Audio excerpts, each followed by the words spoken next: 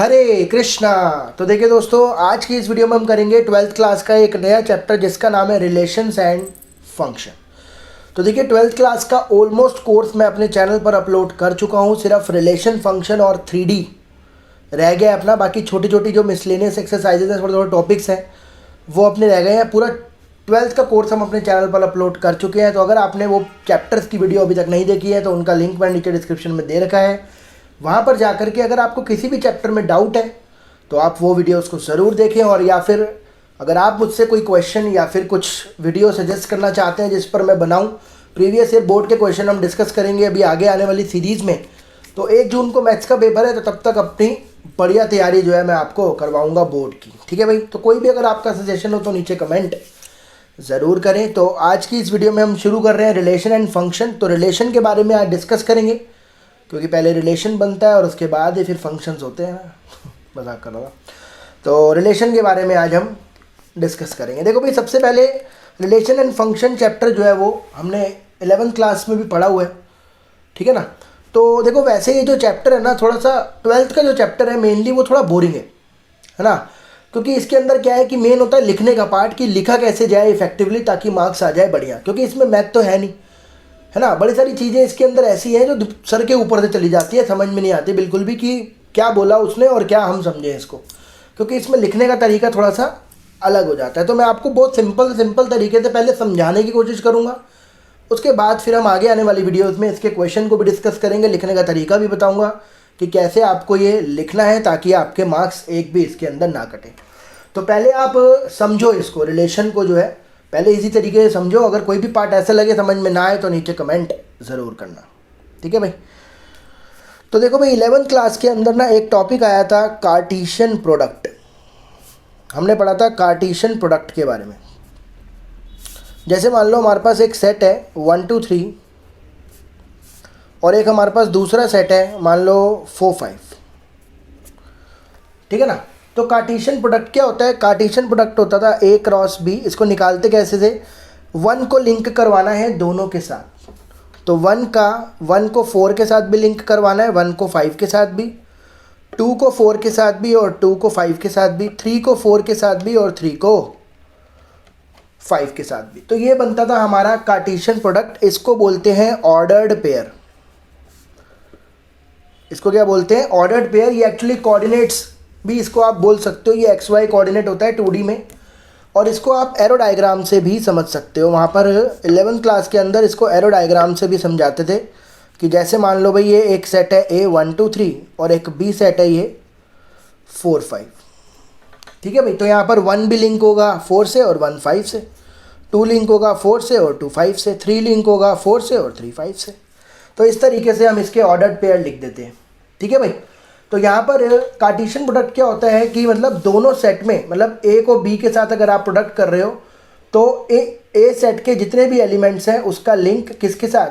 B set के साथ। तो 1 4 1 5 2 4 2 5 3 4 3 5। अगर मान लो A सेट के अंदर, यहीं पर बता देता हूँ, A सेट के अंदर कितने एलिमेंट है भाई? यहाँ पर 3 एलिमेंट है।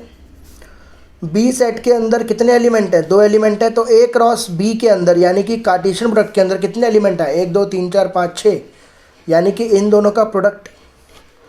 तो यहाँ पर ना एक फॉर्मूला बनता है, A के अंदर जितने भी एलिमेंट है, B के अंदर जितने भी एलिमेंट है, A क्रॉस B में कितने एलिमेंट होंगे? इन दोनों को मल्टीप्लाई कर दो आप। जैसे कि इसका फॉर्मूला क्या बनता है? मान लो A सेट के अंदर P एलिमेंट है और B सेट के अंदर Q एलिमेंट है। तो A क्रॉस B के अंदर कितने एलिमेंट होंगे? आपको सिंपली दोनों को क्या कर देना है? मल्टीप्लाई कर देना है। तो A क्रॉस B के अंदर कितने एलिमेंट्स होंगे? दोनों को क्या कर दो? Simply multiply. तो ये तो था कार्टेशियन प्रोडक्ट का। इसके अंदर कोई भी अगर ऑर्डर्ड पेयर है, जैसे मान लो 1 4 है, तो इसके अंदर 1 हमेशा A सेट को बिलोंग करेगा। भाई पहले वाला जो एलिमेंट है वो हमेशा A सेट को बिलोंग करेगा और जो दूसरे वाला एलिमेंट है वो हमेशा B सेट को बिलोंग करेगा। तो कोई भी अगर आप ऑर्डर्ड पेयर पिक करोगे तो पहले वाला एलिमेंट हमेशा A सेट से आएगा और दूसरे वाला एलिमेंट हमेशा B सेट से आएगा। ये जनरल सी बात है कार्टेशियन प्रोडक्ट के बारे में। अब इसके बाद बनता है रिलेशन। अब देखो जरा रिलेशन के बारे में समझो। जैसे मान लो हमारे पास एक सेट है अब A B C D और हमारे पास मान लो B सेट है। इसमें लिखा हुआ है अली, भानु, बिनॉय, चंद्रा और मान लो दिव्या। तो अगर मैं बोलूँ आप इसका ए क्रॉस बी बताओ, तो ए सेट के अंदर एलिमेंट है ए बी सी डी, और बी सेट के अंदर एलिमेंट है अली, भानु, बिनॉय, विनोद ने लिखा, चंद्रा और दिव्या। तो अगर मैं आपको बोलूँ इसका ए क्रॉस बी निकालो, इसका कार्टेशियन प्रोडक्ट निकालो, तो आप क्या करोगे? ए का सबके साथ, बी का सबके साथ, सी का, डी का, बहुत सारे एलिमेंट आएंगे, मतलब 4 और 5 टोटल इसके अंदर 20 एलिमेंट आ जाएंगे। बोलो हाँ कि ना? बिल्कुल हाँ भाई। ए का सबके साथ होगा ना, A Ali, A Bhanu, A Binoy, A Chandra, A Divya, B Ali, B Bhanu, B Binoy, B Chandra, B Divya, C Ali, C Bhanu, C Binoy, C Chandra, C Divya, D Ali, D Bhanu, D Binoy. इस तरीके से 20 एलिमेंट इसके अंदर आ जाएंगे कार्टेशियन प्रोडक्ट के अंदर। अब रिलेशन क्या होता है? मान लो मैंने एक रिलेशन सेटअप करा इनके बीच में, ऑर्डर्ड पेयर के बीच में एक रिलेशन सेटअप करा। रिलेशन को आर से रिप्रेजेंट करते हैं और ये ऑर्डर्ड पेयर होते हैं, मान लीजिए एक्स और वाई। तो मैंने लिखा एक्स जो है ना, X is the first alphabet of the name in set B और वाई। तो भैया मैंने क्या करा, इन दोनों के बीच में एक रिलेशन सेटअप कर दिया कि भाई ये जो x है ना, ये y के अंदर जो नाम है, ये वाले सारे x को बिलोंग करेंगे और ये वाले सारे y को बिलोंग करेंगे। तो मैंने क्या बोला, ये वाला यहाँ पर वो वाला लेटर आएगा जो इसके नाम का पहला अल्फाबेट है। मैंने रिलेशन सेटअप क्या करा दोनों के बीच में कि पहले वाला, ये वाला जो एलिमेंट है, ये वाला जो एलिमेंट है वो इसके नाम का पहला अल्फाबेट है। अब आपको क्या करना है, इन 20 एलिमेंट से ऐसे ऑर्डर्ड पेयर को उठाना है जो इस रिलेशन को क्या कर रहे होंगे, फॉलो कर रहे होंगे। ज़रा दिमाग लगाओ। अब आपको ऐसे ऑर्डर्ड पेयर उठाने हैं जिसके अंदर ये वाला एलिमेंट इधर नाम का पहला अल्फ़ाबेट होगा। तो आप ये कहोगे ना कि ए अली के साथ मैच करेगा। बोलो हाँ कि ना? भाई अली का पहला अल्फ़ाबेट ही तो यहाँ पर है, क्या ए भानु मैच करेगा? नहीं। आप इस ऑर्डर्ड पेयर को स्किप कर दोगे। भाई ऐसा ऑर्डर्ड पेयर क्यों उठाओगे जो रिलेशन को फॉलो नहीं कर रहा? तो ए अली होगा। अब बी मैच करेगा भानु के साथ और बी बिनॉय के साथ, बी मैच करेगा भानु के साथ और बी मैच करेगा बिनॉय के साथ, सी मैच करेगा चंद्रा के साथ और डी मैच करेगा दिव्या के साथ। तो यानी कि इन 20 एलिमेंट में से, जो कि ए क्रॉस बी के अंदर 20 एलिमेंट थे, उससे कुछ एलिमेंट फिल्टर हो गए। और ये किस हिसाब से फिल्टर हुए? जो मैंने रिलेशन बनाया। मैंने रिलेशन क्या बनाया कि पहले वाला जो एलिमेंट है वो दूसरे वाले का, जो दूसरे वाला नाम है उसका फर्स्ट अल्फ़ाबेट है। तो ए अली होगा, बी भानु होगा, बी बिनॉय होगा, सी चंद्रा होगा और डी दिव्या होगा। ठीक है। तो 20 एलिमेंट से ये 5 एलिमेंट थे जो फिल्टर होकर के आ गए। यानी कि मैं कह सकता हूँ रिलेशन, यानी कि हमने क्या सीखा, relation is always a subset of A cross B. यानी कि रिलेशन जो है ये हमेशा ए क्रॉस बी का सबसेट होगा। भाई रिलेशन जो है हमेशा ए क्रॉस बी का क्या होने वाला है, सबसेट होगा या उसके बराबर होगा। ठीक है भाई। तो सबसे पहले याद रखना, सबसे पहले कार्टेशियन प्रोडक्ट बनता है, उसके बाद रिलेशन। हमें कार्टेशियन प्रोडक्ट में से ऐसे एलिमेंट्स को फिल्टर करना है, ऐसे एलिमेंट को उठाना है जो रिलेशन को क्या कर रहे होंगे, फॉलो कर रहे होंगे। तो ये कुछ रिलेशन होता है हमारा ए क्रॉस बी का सबसेट। अब इसके अंदर पूछेगा आपसे डोमेन। डोमेन क्या होता है भाई? जो भी ऑर्डर्ड पेयर, जो भी एलिमेंट्स रिलेशन के अंदर है, जो भी ऑर्डर्ड पेयर रिलेशन के अंदर है, उसके जो पहले वाले कंपोनेंट है, सारे के सारे पहले वाले कंपोनेंट, उनका सेट ए है, बी है, सी है, डी है, उनके सेट को क्या बोलते हैं, डोमेन। क्या बोला मैंने? जितने भी रिलेशन के अंदर ऑर्डर्ड पेयर हैं, उनके जो पहले वाले एलिमेंट है, ऑर्डर्ड पेयर के पहले वाले एलिमेंट, उनका सेट क्या कहलाता है, डोमेन। और रेंज क्या होता है? जो भी ऑर्डर्ड पेयर है बाद वाले एलिमेंट, जो भी ऑर्डर्ड पेयर है उनके बाद वाले, अली, भानु, बिनॉय, चंद्रा और दिव्या। तो ये आते हैं रेंज के अंदर। और तीसरी बात आपको यहाँ पे पूछता है कोडोमेन। तो कोडोमेन होता है बाद वाला पूरा का पूरा सेट। ठीक ठीक है भाई। ये वाला जो पूरा का पूरा सेट है ना बी, इसको बोला जाता है कोडोमेन। अब हो सकता है रेंज होती है, रेंज हमेशा कोडोमेन के या तो बराबर होगी या उससे छोटी होगी। अगर मान लो सारे के सारे एलिमेंट जो है इससे मैच कर गए तो इस केस में रेंज और कोडोमेन बराबर हो जाती है। जैसे मान लो यहाँ पर एक नाम और होता इति जो किसी के साथ मैच नहीं कर रहा, तो यहाँ पर रेंज जो है वो कोडोमेन से क्या होगी, छोटी होगी। समझ में आ रही है बात। अगर सारे एलिमेंट इससे मैच कर गए तो रेंज और कोडोमेन बराबर होती है। लेकिन अगर मान लो एक एलिमेंट ऐसा है जिसमें ये वाला एलिमेंट किसी से मैच नहीं करा, तो इस केस के अंदर रेंज कोडोमेन से छोटी होगी। तो रेंज हमेशा कोडोमेन के या तो बराबर होती है या छोटी होती है। समझ में आ गया आपको ये कार्टेशियन प्रोडक्ट और ये रिलेशन के बारे में पूरा पक्का समझ में आ गया। अब आते हैं आगे। ये तो 11th क्लास का कॉन्सेप्ट था। अब इसमें एक फॉर्मूला और है, वो भी मैं आपको लिखवा देता हूँ क्योंकि एग्जाम में पूछ लेता है वो। तो अगर मान लो भाई ए के अंदर m एलिमेंट है और बी के अंदर n एलिमेंट है, तो मैंने क्या बोला आपको, कार्टेशियन प्रोडक्ट के अंदर कितने एलिमेंट होंगे, mn। लेकिन अगर आपको निकालना है नंबर ऑफ रिलेशंस कितने होंगे, नंबर ऑफ रिलेशंस, तो वो होगा 2 की पावर। कार्टेशियन प्रोडक्ट में जितने भी एलिमेंट्स हैं उनमें 2 की पावर कर दो। जैसे मान लो अगर मुझे को बोलता कि इसमें नंबर ऑफ रिलेशंस कितने हैं, तो 2 की पावर 6 यानी 64 रिलेशंस होंगे।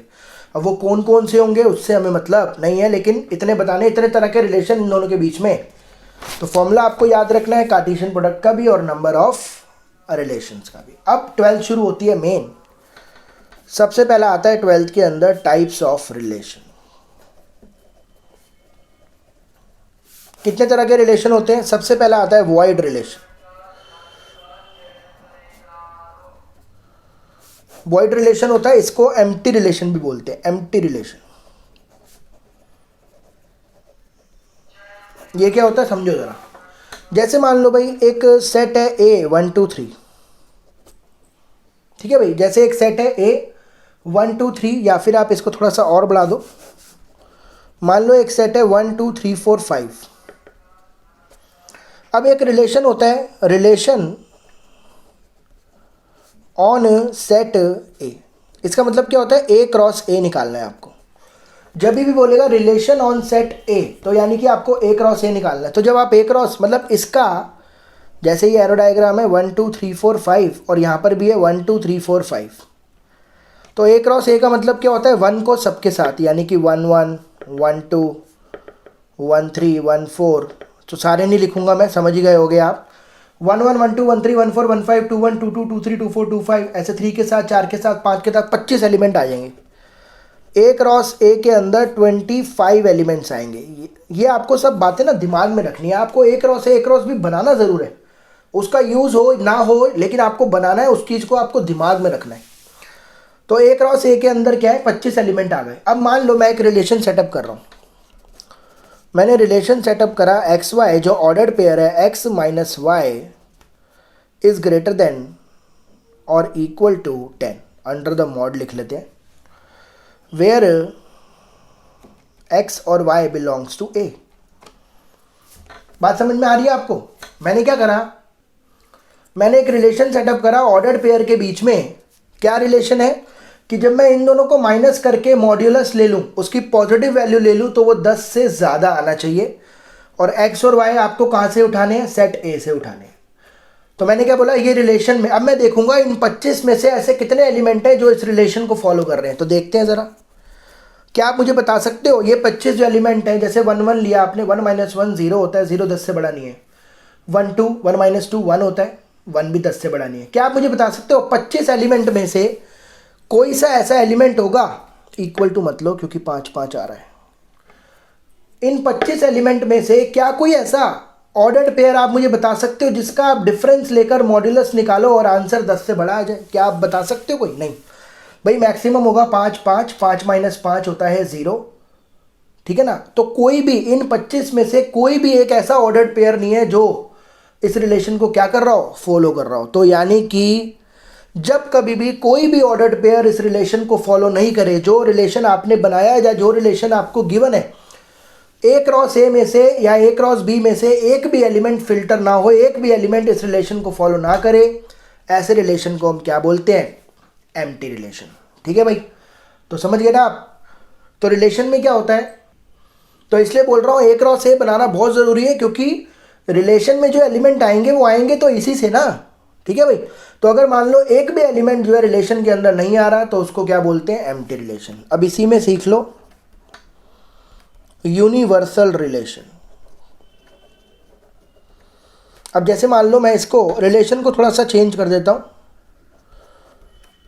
x minus Y is less than 10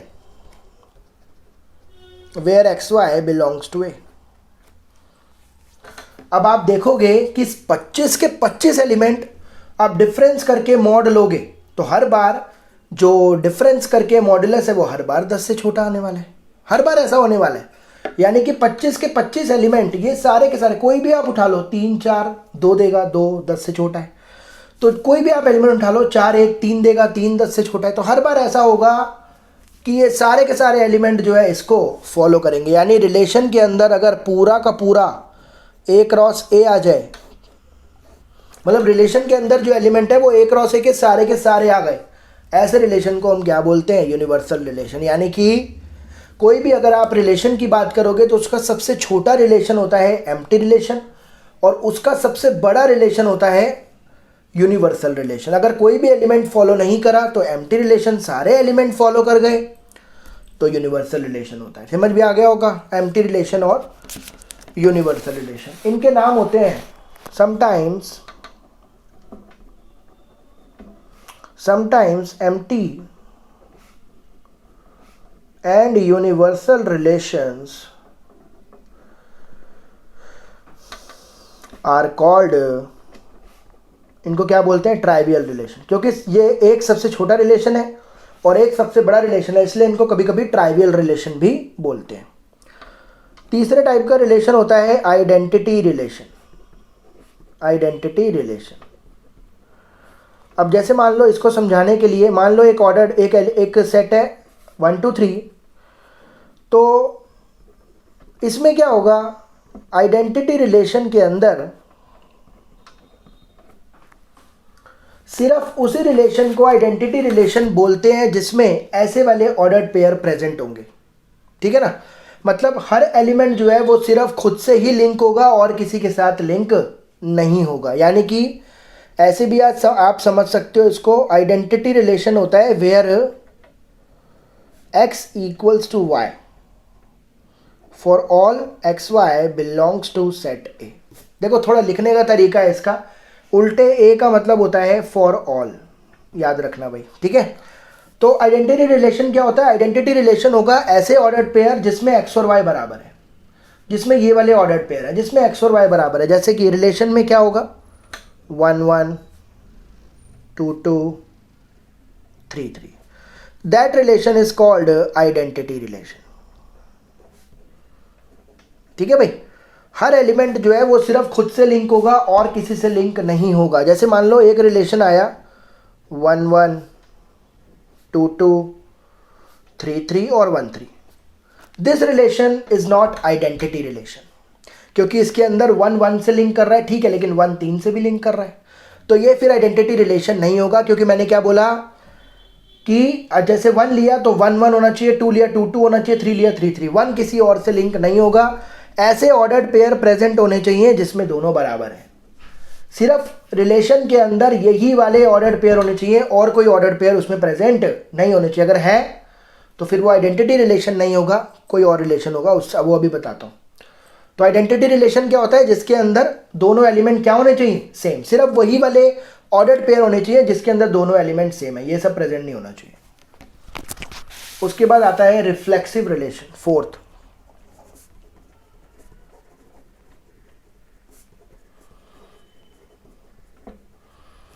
तो मान लो let A B a set, A एक सेट है, फिर से मान लो वही 1 2 3 मान लो। तो एक रिलेशन को रिफ्लेक्सिव कब बोलेंगे, जब उसके अंदर ऐसे वाले ऑर्डर्ड पेयर प्रेजेंट है, for all A belongs to A. तो रिलेशन के अंदर मान लो 1 1 है, 2 2 है, 3 3 है, 1 3 है, 2 3 है, उससे मतलब नहीं है।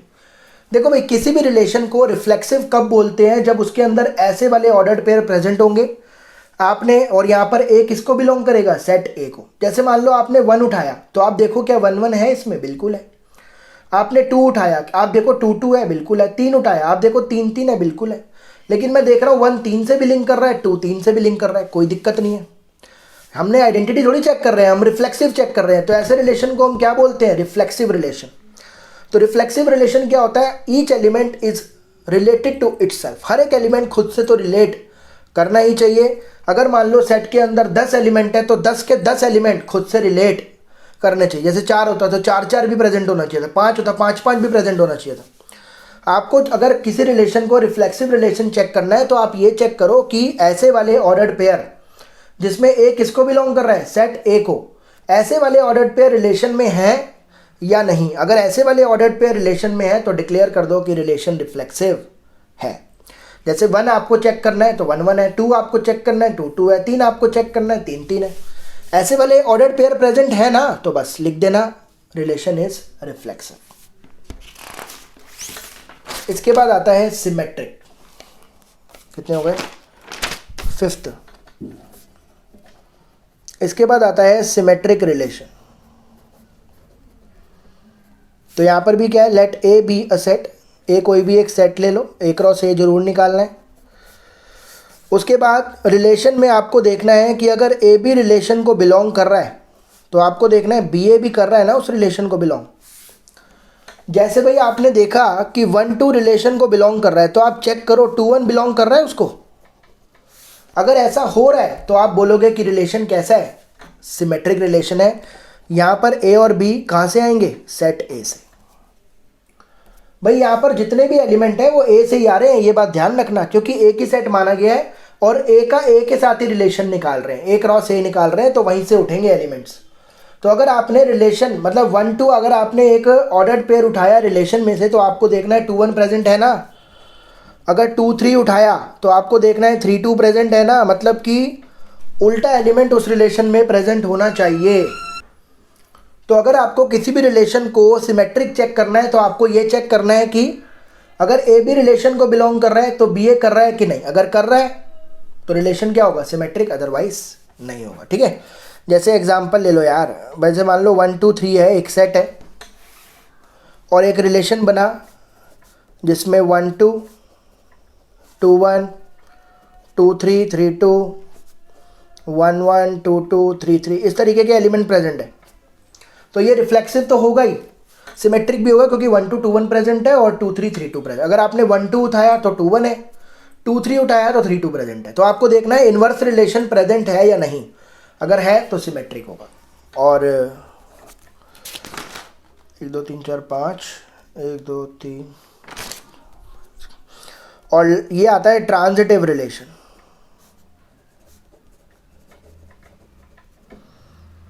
ट्रांजिटिव रिलेशन में क्या होता है भाई? जैसे मान लो फिर से वही let A B a set.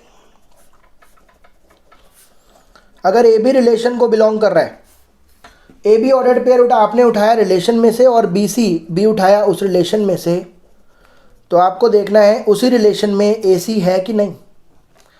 भाई ए और बी जिस रिलेशन से लिंक है, बी और सी जिस रिलेशन से लिंक है, आपको देखना है ए और सी उस रिलेशन से लिंक है या नहीं। जैसे 1 2 मान लो रिलेशन को बिलोंग कर रहा है, 2 3 भी बिलोंग कर रहा है। 1 2 रिलेशन में है, 2 3 भी रिलेशन में है, तो आपको देखना है क्या 1 3 उस रिलेशन में है। अगर है तो बोल देना कि रिलेशन कैसा है? ट्रांजिटिव।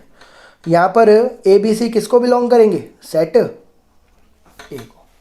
जैसे कि मान लो रिलेशन है 1 2 भी है, 2 3 भी है और 1 3 भी प्रेजेंट है। ऐसा रिलेशन कोई बना हुआ है तो ये रिलेशन क्या होगा? ये रिलेशन ट्रांजिटिव होगा। ठीक है भाई, तो रिफ्लेक्सिव के अंदर सेम ऑर्डर्ड पेयर प्रेजेंट होने चाहिए। आपको देखना है सेम ऑर्डर्ड पेयर प्रेजेंट है कि नहीं। सिमेट्रिक के अंदर आपको देखना है उल्टे, जैसे 1 2 है तो 2 1 प्रेजेंट है कि नहीं। अगर है तो सिमेट्रिक होगा। और ट्रांजिटिव में 2 ऑर्डर्ड पेयर उठाने हैं और देखना है कि पहले वाला और लास्ट वाला लिंक है या नहीं। तो ये क्या होता है? Transitive relation. जो relation which are reflexive, symmetric and transitive are called equivalence relation. भाई ऐसा रिलेशन, एक ऐसा रिलेशन जैसे मान लो उसके अंदर ये वाले ऑर्डर्ड पेयर भी प्रेजेंट है, ऐसे वाले ऑर्डर्ड पेयर भी प्रेजेंट है, और अगर ए बी बिलोंग कर रहा है रिलेशन को, बी सी बिलोंग कर रहा है रिलेशन को,